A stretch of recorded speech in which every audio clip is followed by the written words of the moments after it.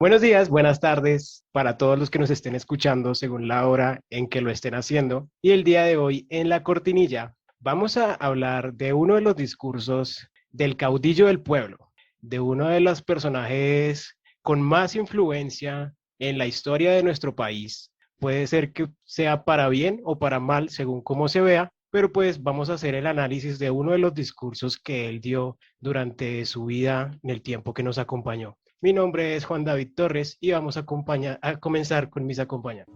Hola, ¿qué tal? Bienvenidos a todos. Como lo dijo Juan David, mi nombre es Mary Santamaría y el día de hoy los estaré acompañando. Bueno, me encanta saludarlos una vez más. Soy Laura Bernal y qué placer estar acá acompañándolos con mis compañeros respecto a este tema tan interesante que trataremos hoy. Hola, mi nombre es Luna Vega, también para mí es un placer estar acompañándolos el día de hoy. Y así como lo mencionó mi compañero Juan, vamos a hablar sobre uno de los discursos del caudillo del pueblo, que es Jorge Eliezer Gaitán. Entonces vamos a contarles un poco, a contextualizar un poco a quienes no sepan quién es Jorge Eliezer Gaitán. Fue un jurista, escritor, activista, orador y político colombiano. Fue rector de la Universidad Libre entre los años 1936 y 1939. Además, en esta universidad fue catedrático de Derecho Penal desde el año 1931 hasta su muerte en 1948. Nació un 23 de enero de 1898,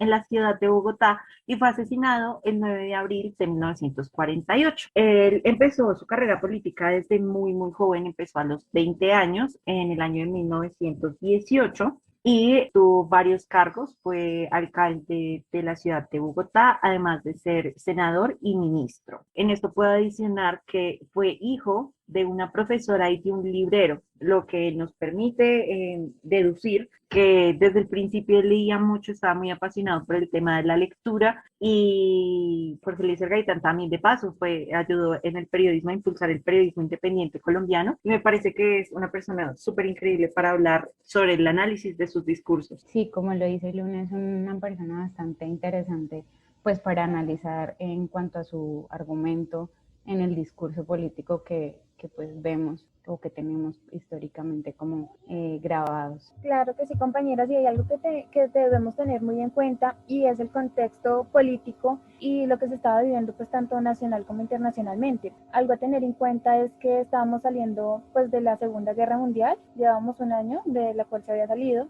y pues estábamos en las elecciones de presidencia de Colombia para 1946. Digamos que fue uno de los momentos más importantes para Gaitán, también digamos que hablando de su discurso, fue donde preparó su campaña a la presidencia desde mayo de 1945, acudiendo a la base del liberalismo. No sé qué opinas, Juan David, te hace importante, digamos, la contextualización política del país en esos momentos para lo que fue el discurso de este personaje. Sí, yo diría que los tiempos que se estaban viviendo en aquel entonces, así como se ve, era un tiempo difícil para el país, ya que él trata en su discurso muchos temas respecto a la dignidad, el odio, la división social, la dualidad muchas veces en las creencias políticas, asimismo como los intereses del pueblo, como los intereses políticos. Y es muy crítico darse cuenta de que en sus discursos se retrata, como lo decía, como estaba dividido por la violencia y muchos otros temas la sociedad colombiana y al día de hoy que básicamente poco ha cambiado o básicamente nada, lamentablemente. Bueno,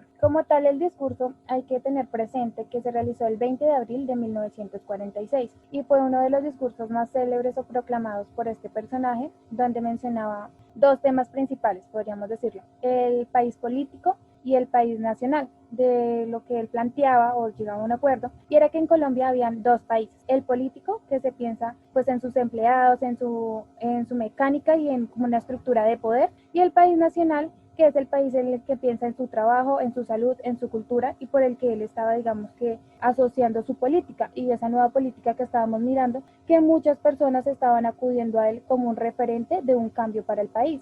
Un dato curioso que agregar aquí es que el discurso, así como le dijo mi compañera Mary, fue en el año 1946 y fue en el Teatro Municipal de Bogotá. Actualmente este teatro lleva su nombre, es el Teatro Municipal Jorge Eliezer Gaitán, debido a este excelente orador y a su contribución política en el país. No me vengan con hipocresía, que conocemos sus nombres y el pueblo los conoce. y saben que esas pequeñas minorías se defienden mutuamente por encima de sus ideas para defender sus intereses.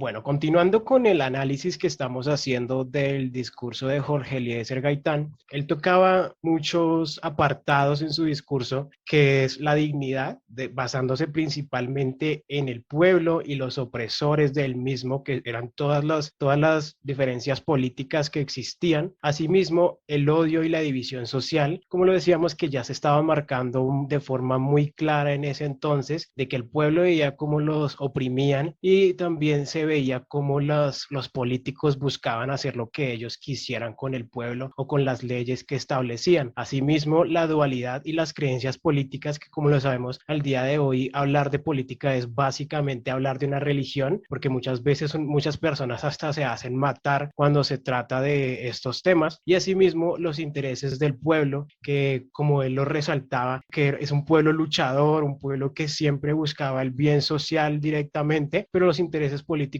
buscaban o buscan prácticamente al día de hoy seguir creciendo para ellos mismos y cubrirse entre ellos mismos para poder seguir creciendo y darle cada vez menos al pueblo. Sí, Juana, lo que tú llamas oligarquía, porque él hacía harta referencia a la oligarquía y él se apoyaba en ese fundamento. Correcto. Algo que también debemos tener en cuenta es que él se forjó una estructura política no de la noche a la mañana, sino que hay que tener en cuenta también los papeles que él jugó pues a lo largo de la década de los 40, como fue ser alcalde de Bogotá para 1936. También estuvo presente en el Ministerio de Educación para el año 1940 y pues en el Ministerio del Trabajo para 1944. Y además de eso fue congresista, digamos, algo que logró hacer que él se forjara una muy buena estructura para su candidatura pues a la presidencia de Colombia. También tenía una muy buena reputación entre el pueblo como orador y defensor de causas populares, por lo que llamó mucho la atención, digamos, de personal marginado que muchas veces no era tenido en cuenta. Este personaje logró llegar a la gente a través de lo que hacía, de sus discursos populares que hacía, también iba hasta los pueblos literalmente a llevar información. Muchos políticos no lo hacían y esto fue lo que le hizo reconocer más entre la comunidad y lograr, digamos, el alcance que tuvo. Uno de los debates en los que más tuvo presencia y, digamos, fue también muy, muy alabado por lo que dijo fue cuando se trató del tema de la masacre de las bananeras para 1928. Digamos que son temas muy importantes que hay que consolidar y tener en cuenta en lo que estamos haciendo hoy, porque fue algo que logró que se forjara una estructura y un conocimiento de este personaje entre la sociedad colombiana. Una vez tocados ya el tema que quería tratar Jorge Eliezer Gaitán y el objetivo que tenía también con su discurso, podemos hablar también un poco del público. ¿A qué personas él buscaba hacerle llegar este mensaje? Cuéntanos un poco, Luna. Bueno, Jorge Eliezer Gaitán, así como se le conoce, era el caudillo del pueblo. Su público objetivo era el pueblo raso, de a pie, la clase obrera, la clase media, aquellos que necesitaban sentirse liberados, como él mismo lo menciona, un pueblo liberal en busca de liberarse, valga la redundancia, del opresor oligarca de la derecha que llevaba azotando al pueblo colombiano durante muchísimos años. El pueblo en ese momento necesitaba a alguien que hablara sobre amor y sobre justicia. Y justamente fue eso lo que les dio Jorge Eliezer Gaitán en sus discursos. Siempre habla de cómo el pueblo tiene el poder. Durante el discurso que estamos analizando hoy, el de 1946, él menciona varias veces un pueblo que no va a permitir. Cuando él hace eso, lo que está haciendo es que le está dando poder desde el principio al pueblo. Les está diciendo, ustedes son muy importantes para mí, yo los escucho y ustedes son quienes tienen el control y no yo. Es como con su famosa frase, yo no soy un hombre, yo soy un pueblo. Entonces esto hacía que la gente de a pie que no se sentía identificada con los gobernantes se sintiera identificada por primera vez con alguien que se consideraba a sí mismo el pueblo, que de verdad le interesaban las personas. Y siento que eso fue en su discurso, esa fue la parte más importante que hizo que se ganara el reconocimiento que tiene a día de hoy, que tuvo en su momento, bien claramente. Y es que él lo hacía sin ningún tipo de redundancia. Él lo decía en un tono claro, lo decía en un tono firme, decía yo quiero justicia por y para mi país. Él hablaba muchísimo patriotismo, del nacionalismo, y es algo que en su momento no había, y por desgracia actualmente tampoco, que es el sentirse propio de una nación, y él lo transmitía con sus palabras de una forma muy clara y hacía que quien lo escuchaba también se sintiese motivado a seguir luchando por este país, y no este país como una institución como tal, sino un país como sus ciudadanos, como quienes lo conforman, como colombianos que somos. Y él lo hacía en un idioma bastante claro, la verdad, en un lenguaje muy claro, era muy directo con lo que decía, lo decía de forma en la que todo el mundo pudiese entender qué era lo que él quería en un futuro para su país, porque ese era su objetivo no era hablar con tecnicismos, a pesar de que era un hombre extremadamente estudiado, porque él quería llegarle, era el corazón de las personas de a pie y, en mi opinión, lo logró por completo. Algo que es bastante importante y que pues mencionó mi compañera fue la época en la que se vivió esto, ¿no? Porque pues eso fue un periodo caracterizado pues por la modernización,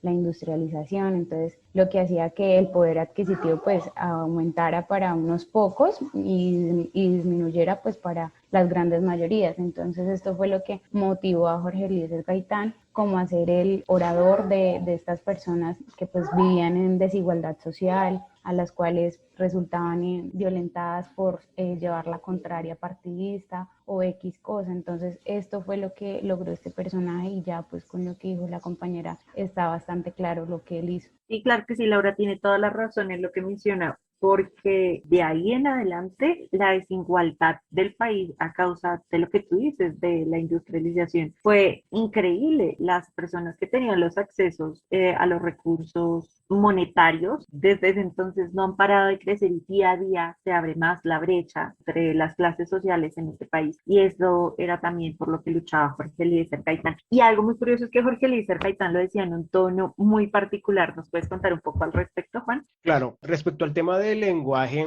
él efectivamente, pues debemos agregar antes que hablaba con mucha elocuencia, con mucha oratoria, esto con el fin de simpatizarle mucho más a las personas que lo escuchaban, al público como tal al que iba dirigido, y también encima de que ya tenía muchas personas ganadas con su forma de expresarse, era pues mucho más sencillo para él hacerlo, ya que tenía mucha fluidez verbal y también tenía muchas veces un plan estratégico que le decía básicamente ellos o nosotros, o directamente la capacidad del pueblo para terminar con la injusticia, ya que el pueblo es mucho más que sus mandatarios. Asimismo, respecto a figuras retóricas, podríamos decir que él tenía un lenguaje coloquial y directo, también hablaba con eufemismos y con anáforas constantemente. Y para seguir ahora con los gestos y los movimientos, podríamos decir que en sus discursos, cuando vemos fotos o cuando vemos algún video, que en realidad son muy pocos los que se encuentran hoy en día de él, podemos ver que él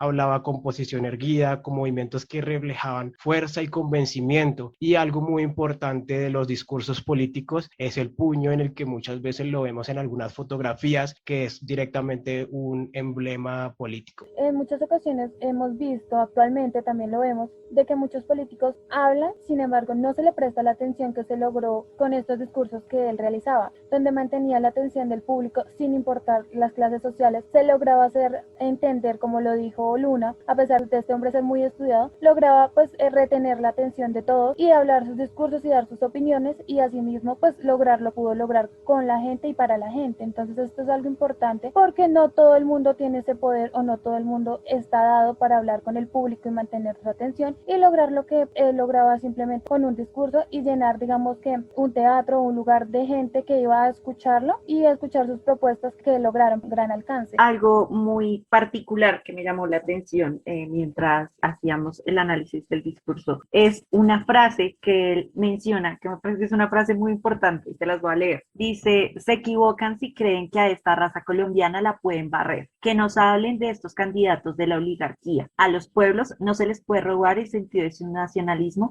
en cuanto el nacionalismo no sea agresivo. Algo muy curioso de esto es que tan solo 2 años después, por desgracia, Jorge Eliezer Gaitán fue asesinado un un 9 de abril de 1948 en la ciudad de Bogotá, Jorge Eliezer Gaitán fue asesinado. Y esto dio paso, a pesar de que él llamaba al poder del pueblo, pero no al poder de un pueblo violento, esto muy irónicamente dio paso a lo que se conoce como el Bogotazo, que es un antecedente histórico muy fuerte en nuestro país, que marcó lo que se conoce como la época de la violencia. Sus discursos siempre eran de amor y de justicia, y cuando al pueblo le arrebataron este gran orador, esta gran persona, este gran político, se descontroló todo el 9 de abril y dio paso esto al Bogotazo. Fue realmente increíble el poder de convencimiento, el poder retórico que este hombre tenía para hacer que en una ciudad completa ardiera el caos a causa de su muerte. Y es que fue masivo el movimiento que surgió tras la muerte de Gaitán. Pues no solamente salieron afectados parte de, digamos que de los partidos políticos, sino que también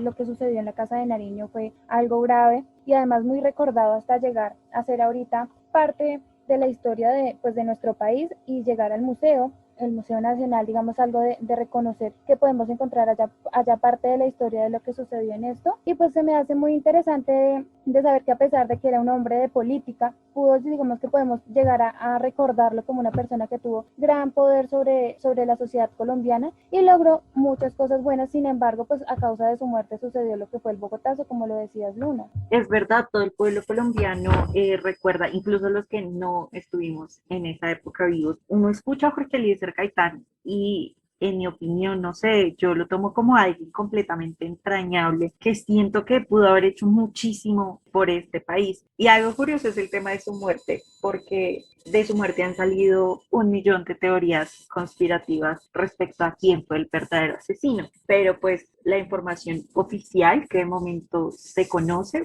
es que aparentemente Juan Roa Sierra lo estaba esperando en la entrada del edificio donde él trabajaba y con un revólver le disparó, dándole heridas mortales. Jorge Eliezer Gaitán fue llevado a la clínica central de Bogotá, en donde murió a las 2:05 de la tarde. Por otra parte, Roa, en el momento en el que se escuchan los disparos, las personas que estaban ahí cerca arremetieron contra él y fueron directo a lincharlo. Lo amarraron con corbatas y lo arrastraron por toda la carrera séptima hasta llegar a la Plaza de Bolívar. Ahí fue linchado y apedreado, donde pues murió a causa de pues haberle quitado al pueblo una insignia que tenía y una esperanza también.